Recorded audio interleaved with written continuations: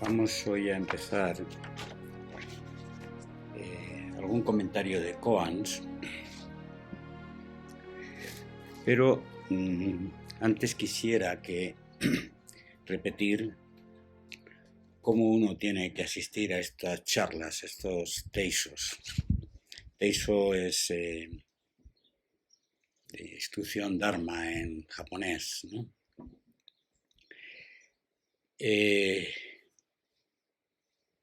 Veréis que a lo largo de estos días las mismas ideas se expresan, y cuando se expresan como ideas hay que rechazarlas. Cuando se expresan como conceptos hay que ponerlos en tela de juicio. Cuando el que instruye pretende ser académico, pues entonces hay que dejarle de lado. Por lo tanto, un teiso es una comunicación de corazón a corazón, basada en la experiencia. Por lo tanto, de igual manera que un niño pequeño es capaz de ver la misma película 20 veces y esa película es siempre una, también un poco esto tendría que ir ahí, o sea, estar con el corazón abierto de forma que el mensaje que llega ahora, dejarle entrar sin discriminación, sin analizar eso ya lo he oído, o eso ya me lo sé, o qué bien habla Pedro, o qué tostón, o estoy aburrido, sin hacer esa dinámica, sino simplemente estar aquí y ver, oír, escuchar, ¿no? Empezamos con el Buda Gautama. Cuando los grandes ríos del mundo, Brahmaputra y Ganges, se encuentran con el vasto océano, pierden sus nombres y sus formas individuales. De manera similar, cuando una persona se encuentra con la esencia, pierde su ego y se fusiona con la vastedad del universo. Este koan parece que es sencillo. De hecho, un eco importante de este koan pues lo hizo Billy Hicks en su primer libro, cuando hablaba de la ola es el mar.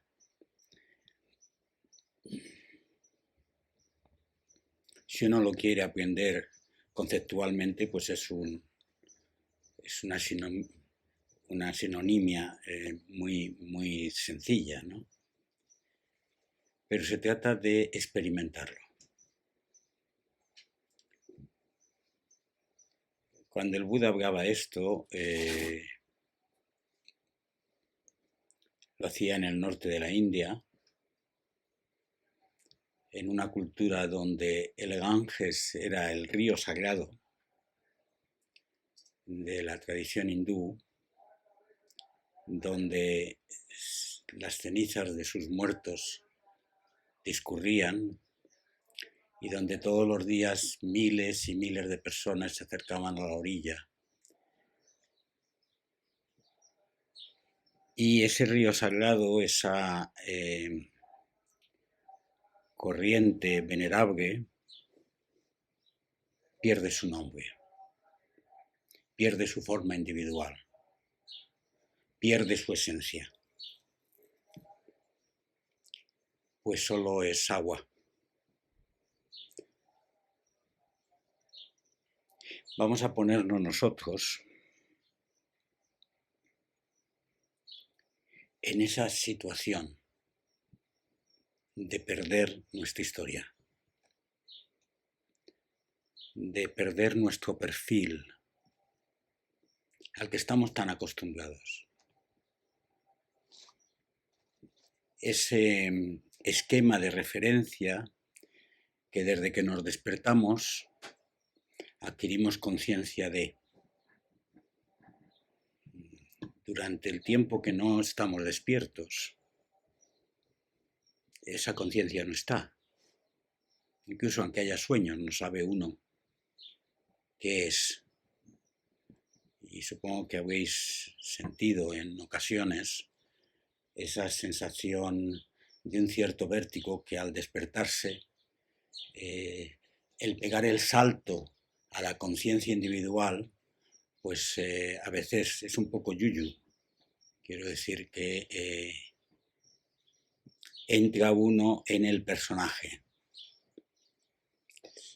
Se hace uno río Ganges.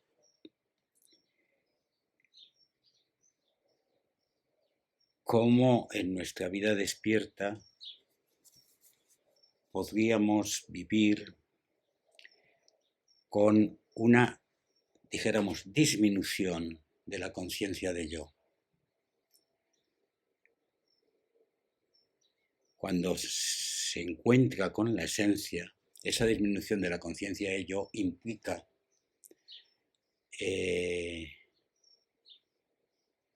un encuentro con algo más profundo. Yo estoy explicando ahora el koan, pero lo que yo quiero estimular es a que experimentemos el koan, porque si lo que entendemos es el koan, no hemos dado un pasito. Estamos, como decías tú, Rosy, con el dedito puesto así. Krishnamurti se hace eco de este koan cuando dice: cuando el yo se disuelve, entonces hay amor. Y ese amor no tiene objeto. Ese amor es compasión. Ese amor es inteligencia. Ese amor es creatividad. Ese amor es la suprema sabiduría del ser humano. Aquí introduce otro elemento. El Buda dice, se fusiona con la vastedad del universo. Krishnamurti dice, hay amor. Pero dice, hay amor sin objeto, con lo cual también es comunión, también es fusión. Y de ahí surge una forma de vivir, inteligencia, creatividad, sabiduría. Y cuando habla de sabiduría se refiere al prajna, a esa sabiduría interior del que hablábamos.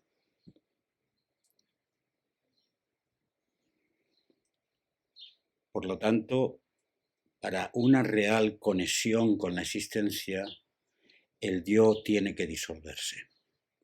Y ese es nuestro trabajo. Nuestro trabajo es encontrar las áreas, la práctica en la cual decimos adiós al yo, aunque sea por un momento, por un esquema. Me siento con mi taza de té, miro el árbol y me digo, yo estoy bebiendo té mirando al árbol. Estoy todavía aquí. Pero de pronto hay un momento en el cual solamente hay sabor del té y esa mirada.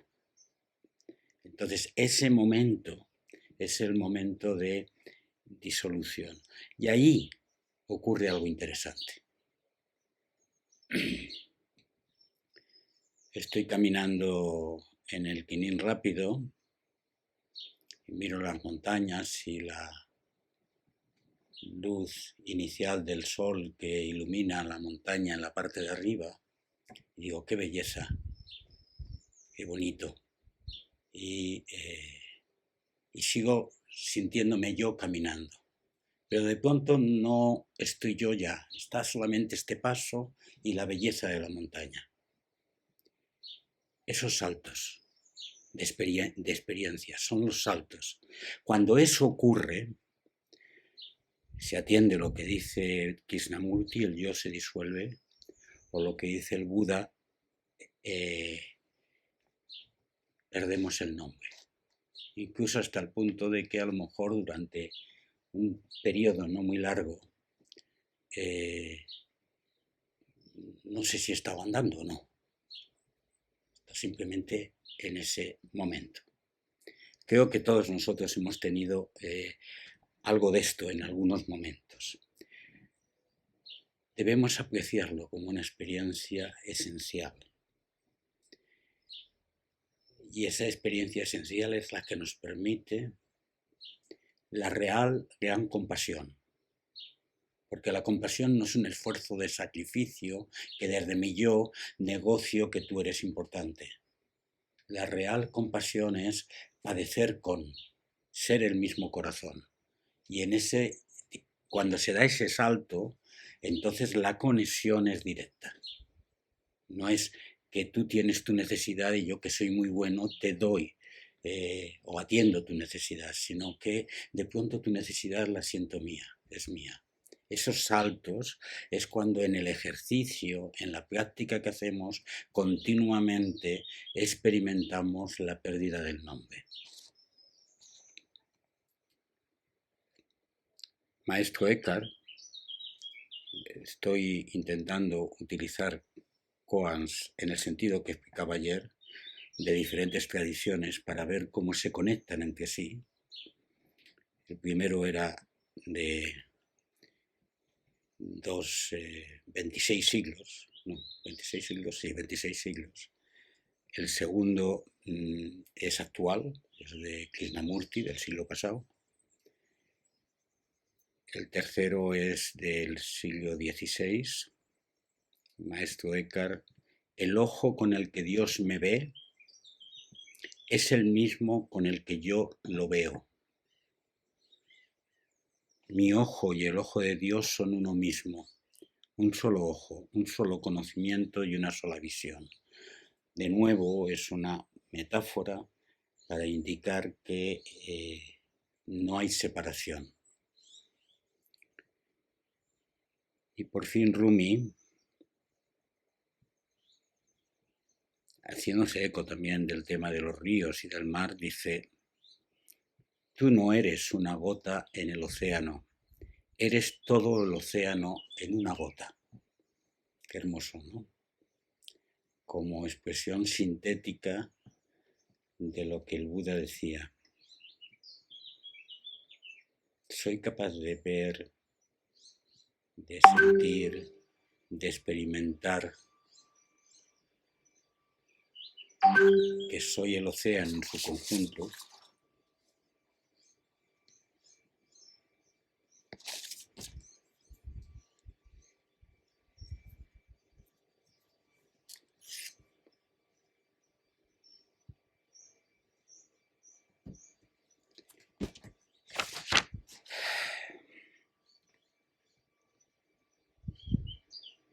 Por lo tanto, todo esto es una invitación, una provocación a trascender los límites de la identidad personal. El primer paso en esta disolución del yo no es un paso mágico, es un paso que de pronto, ¡pum!, me he perdido. A lo mejor alguno tiene esa experiencia, ¿no? Pero es empezar a que la esfera tan cerrada en la cual he situado esta conceptualización de mi nombre se difumina en algunos aspectos, en algunas áreas. En algunas áreas esa limitación de lo que he entendido toda mi vida que es mi identidad, pues se queda como desvaída. Y cuando eso ocurre hay que profundizarlo. Hay que profundizar ese agujero que se ha montado en mi pérdida de identidad. ¿Cómo? Adentrándose en una comprensión más profunda de la realidad. No estemos comiendo desde el cerebro, sino comiendo la comida. No estemos andando desde el turullo mental, sino estemos realmente andando, haciendo la acción focalizada y perdiéndose en la acción focalizada. La práctica del Samu, esto es el trabajo focalizado, el meterse por completo en una actividad y perderse en ella, es una práctica tan importante como la de la meditación. Lo que pasa es que no se puede practicar muy bien si no uno tiene práctica de silencio. Por lo tanto, hay una retroalimentación.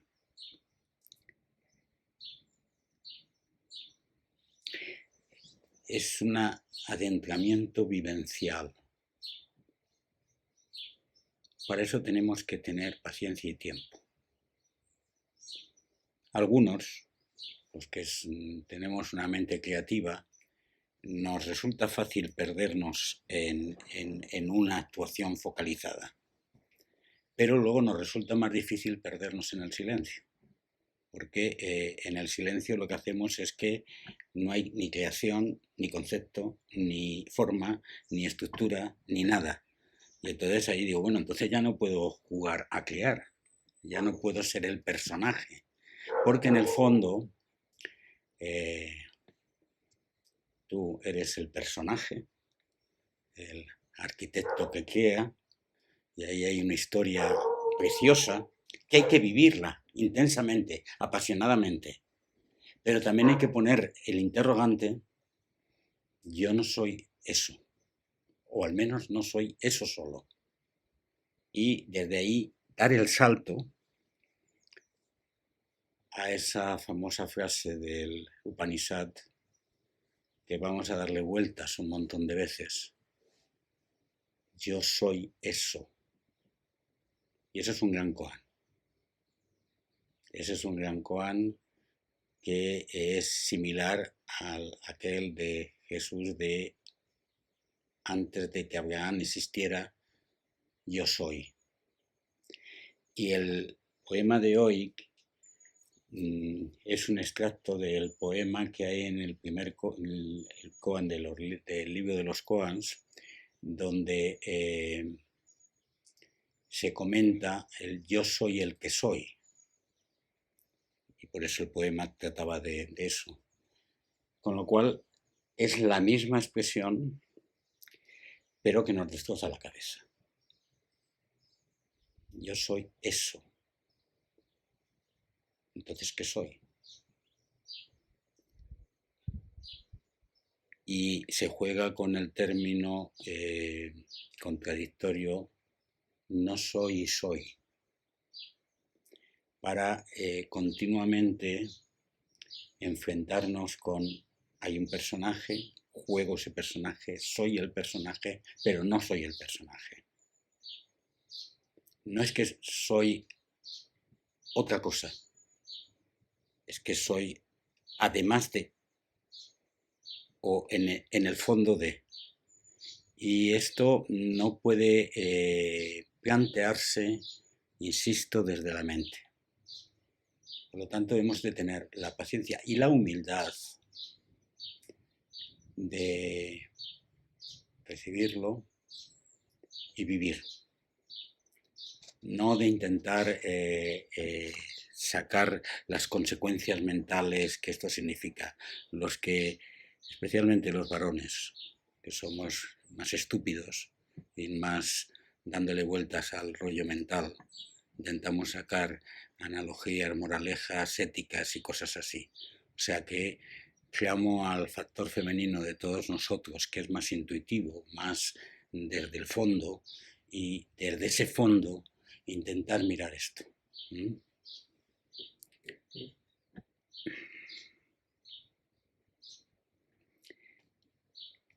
Decía que los koan no son solamente dichos, grandes dichos de los grandes maestros donde expresan la realidad, sino también son hechos paradójicos que surgen. Uno muy sencillo que todos vivimos es cuando amamos de verdad. Hay un misterio en esa conexión. Cuando amamos a una persona o cuando amamos a un perro, cuando amamos, cuando ejercemos el amor. Ahí ese no es un hecho que no se le puede poner palabras, pero que en sí mismo tiene un gran misterio. Porque ahí hay una ruptura de la identidad, si es auténtico. si no es un negocio comercial. Y esa ruptura de la identidad nos conmueve profundamente. Por esa razón, cuando entramos en una dinámica comercial o una dinámica de desamor, hay también un profundo sufrimiento. Porque posiblemente en esa experiencia tocamos algo que está en la esencia de nuestra naturaleza. Y es un hecho. Cuando servimos de corazón a la vida, a las cosas, cuando cuidamos amorosamente los utensilios y los objetos, cuando nos perdemos en una obra de arte. Muchos de esos poemas que yo escribí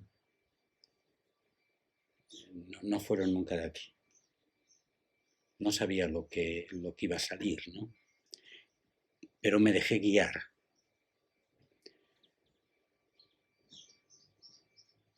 Hay que tener un profundo enraizamiento y, como dice Lynch, fe en lo que hay en el fondo de ti para calmar tu ansia de representación y tal, y para soltarte en la expresión de la experiencia.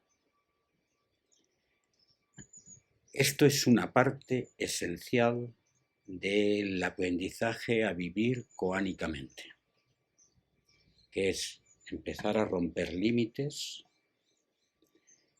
y fiarte, confiar. Y es un trabajo silencioso en el fondo de ti mismo. No es algo que uno tenga que aprender en un cursillo o que haya a base de hacer retiros, pues uno pues ya se saca el diploma.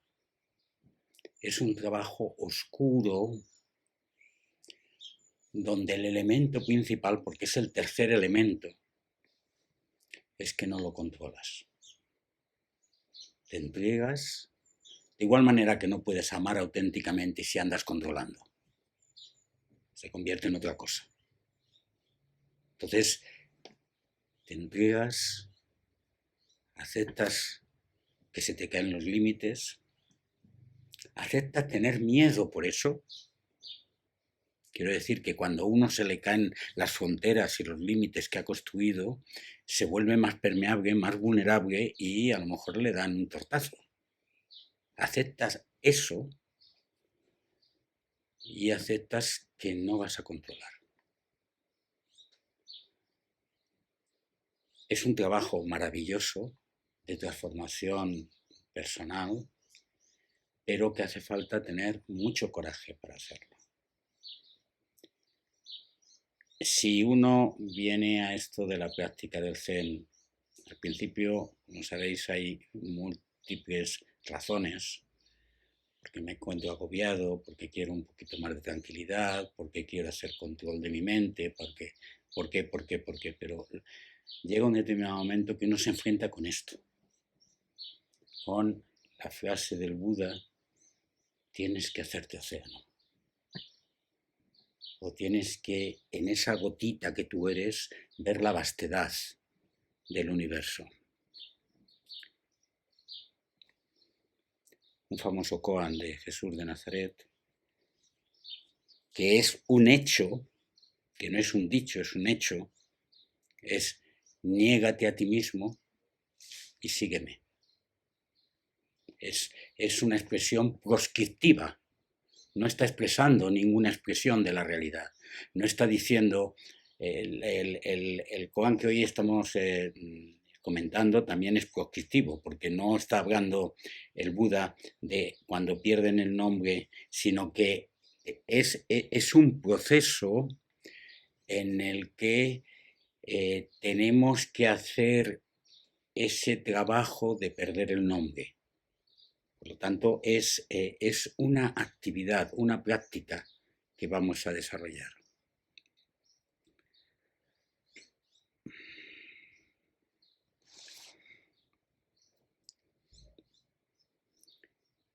Los momentos en los que somos océano.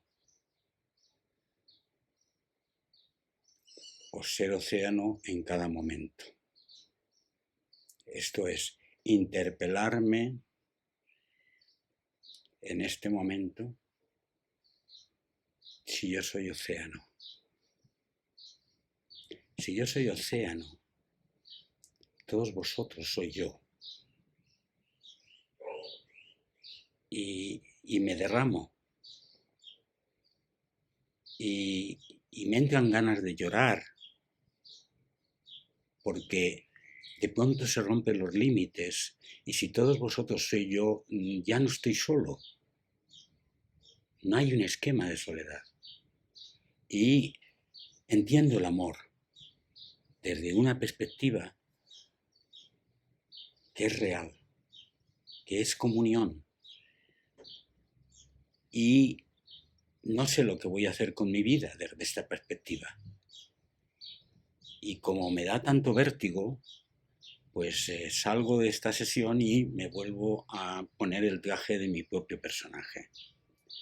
Pero si soy en algún momento océano, todo el escenario vital me cambia tan completamente que me llena de plenitud, que me hace sentir por qué me andaré quejando, por qué andaré con estos rollos pequeñitos. De pronto todo se difumina en gran medida. Esos proyectos, esos planes, esos esquemas mentales de qué voy a hacer ahora, mañana, este problema que tengo con esta persona, esta dinámica, de pronto eso deja de tener sentido. O sea, la provocación de ser océano es el koan de hoy.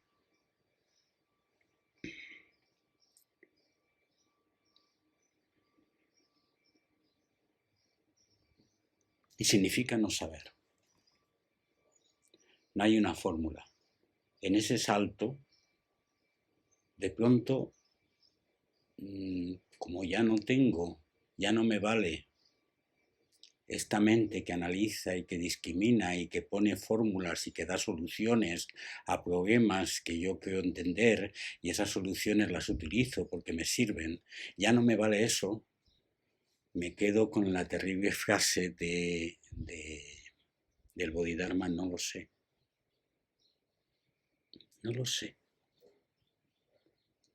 Pero hace falta mucha humildad y mucho coraje para decir ese no lo sé. Porque ese no lo sé te mete en una dinámica a los ojos del mundo un poco chunga. Entonces, también ahí hace falta un esfuerzo del corazón.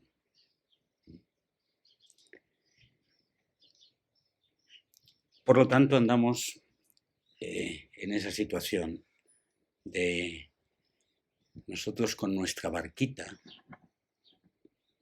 remando. No sabemos que la barquita está hecha de agua y es agua remando en el agua, pero pensamos que está hecha de madera. Y de vez en cuando un trozo de la barquita vemos que es de agua y por ahí nos entra todo el agua. Pero de momento ponemos así, colocamos la madera de nuevo, porque tenemos miedo a ahogarnos.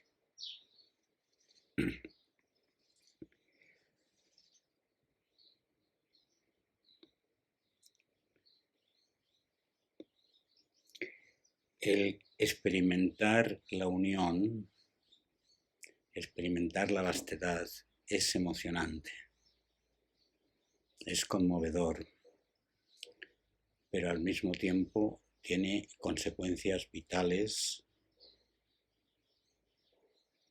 que al menos cuando de pronto vivamos cada uno de nosotros el personaje que nos toque, nos debe poner en incertidumbre.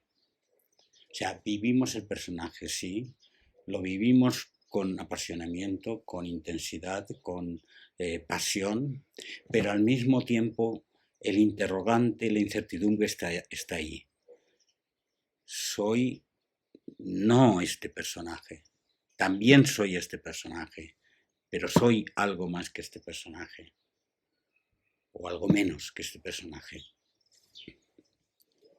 Y ese interrogante se va haciendo más grande conforme uno avanza en el camino espiritual.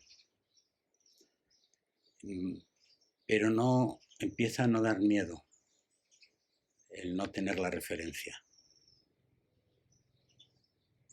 Aparece un cierto aire de libertad, de serenidad, en la aceptación de ese no saber.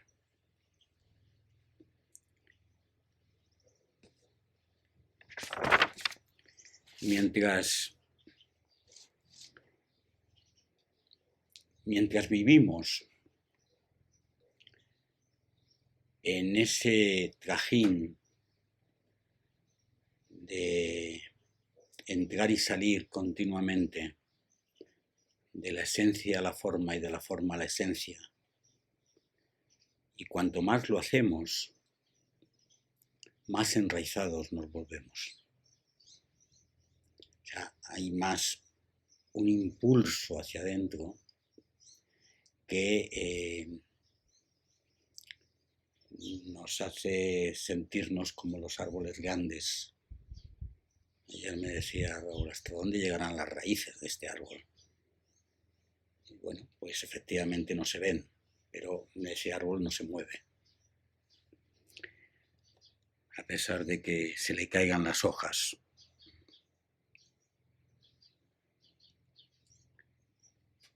El practicante Zen, esto es la persona, practique Zen o no, que vive desde el koan, no rechaza el mundo de los hombres. Rechaza conformarse con sus expectativas, con el deseo de agradar, el de ser conocido, el de ser aceptado, el de ser admirado. Rechaza vivir a través de imágenes que le impone la sociedad. Por tanto, deserta de la forma de vivir común. Deserta de aceptar ser este personaje para siempre y de aceptar los condicionantes de la forma de vivir común. De la conciencia egoica y depredadora. Aceptar esto implica empezar a romper con el esquema de deseos y necesidades. ¿Qué es lo que quiero ahora? ¿Qué es lo que deseo ahora? ¿Qué es lo que quiero luego? ¿Qué es lo que deseo luego? ¿De dónde lo cojo? Y por lo tanto, al desertar de ese planteamiento depredador, se rompe la relación sujeto-objeto. Para profundizar en lo esencial y excavar en ellos mismos un camino hacia el corazón.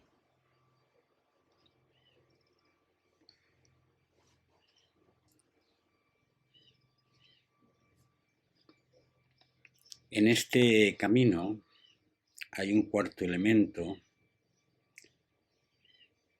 que es el camino de la invisibilidad, que yo he mencionado muchas veces con el tema este de borrar las huellas y oscurecer el brillo, pero que en el fondo es un proceso interior. Fijaos que es venir a ser nube y agua, venir a ser algo que desaparece y aceptar profundamente ese desaparecer, aceptar de que no somos ya este río, sino somos el gran océano, y en el gran océano lo somos todo y al mismo tiempo no somos nada. Aceptar eso vivencialmente es empezar a quitarse esas importancias y vivir en el anonimato, por muchas grandes obras que hagas, pero tu esencia sea anónima, porque no eres ya, porque estás aceptando no ser. El camino de la invisibilidad es el camino de los antiguos grandes maestros. Yo lo llamo el camino del gran silencio, o sea, un profundo silencio interior que te penetra toda la existencia, que se expresa solamente por el mero hecho de ser, pero que no tiene nombre, que no tiene esquema, que no tiene estructura, que no tiene camino. Y eso es una gran paradoja dentro del Zen. Cuando el gran silencio se hace más profundo, la consumación del Zen se hace más real. Y en el fondo parece que estás diciendo, cuando todo se ha negado, cuando todo ha desaparecido, todo ha aparecido. Pues esto es exactamente lo que dice el místico. Venir a ser nada para serlo todo. ¿Os acordáis de Juan de la Cruz? El camino de la invisibilidad incluye la pérdida de la fama y sus ataduras, del provecho y sus cadenas, seguir ese término que se expresa en el cántico espiritual de Juan de la Cruz: antes cuidaba ganado, pero ahora ya no tengo otro oficio, pues solo el amar es mi ejercicio. O sea, antes me ocupaba de un montón de cosas y me voy a seguir ocupando, pero en el fondo no estoy ocupándome de esas cosas, porque solo el amar es mi ejercicio. El amar en el sentido de Krishnamurti, no en el sentido de un planteamiento dualista, sentido de amor sin objeto. Renunciar a significado, a entender los significados. El ser humano es curioso, está en sus genes, queremos comprender, queremos por qué si A es igual a B y B es igual a C, A es igual a C. Y queremos entender eso. Y está bien. Pero en lo más profundo, a lo mejor A no es igual a C. Y eso, bueno, qué tonterías dicen. Pues sí.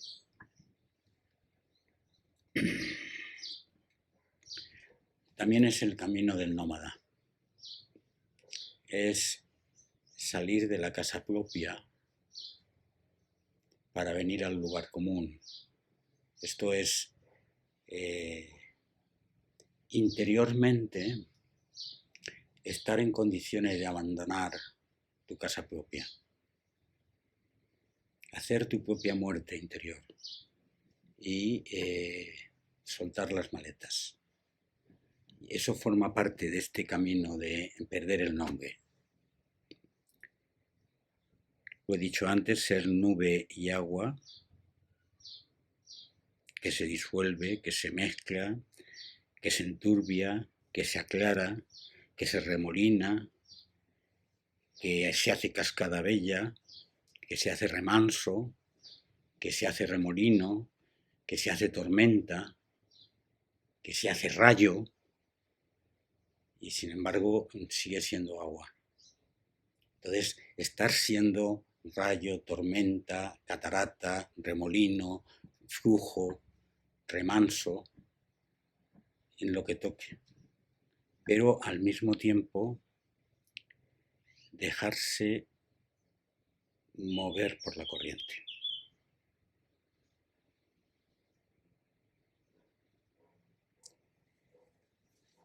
Vivir el personaje como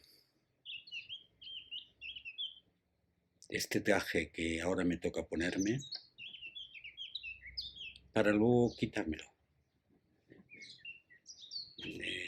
Piligis tenía una frase preciosa que expresaba esto, que es lo humano es el espíritu haciendo aventura humana. Esto es, si realmente nos sentimos océano, esto es una aventura, que hay que vivirla, pero luego hay que soltarla. ¿Recordáis esa frase de Corbí cuando habla la semana pasada en el tema de la muerte, que decía, bendita muerte que consume este cuerpo viejo y da lugar a otra nueva vida, ¿no? Y él lo expresaba desde la experiencia porque sentía la muerte cerca, ¿no? Y hablaba de esto haciendo que hagamos las muertes, que hagamos las continuas muertes. Bueno, pues esto es lo que yo quería, o lo que mi corazón quería transmitiros. Pero de verdad, veamos este mensaje desde el centro de sí mismo. No andemos luego en la meditación analizando esto, que es lo que ha dicho Pedro, qué consecuencias tiene. No. Cuando tú has masticado la comida y te ha sabido sabrosa y te ha ido al estómago, si luego quieres volverla a sentir el mismo sabor a base de vómito, pues ya sabéis lo que pasa, que ya no sabe. Por lo tanto hay que masticarla y hacer que entre al estómago. Y si luego queréis incluso ir más allá y saber cuál es la esencia de esa comida que te has comido, pues coge un poquito de la caca que has hecho y te la metes en la boca. No, el momento es el momento, con lo cual vivamos el momento y muramos a él. ¿De acuerdo?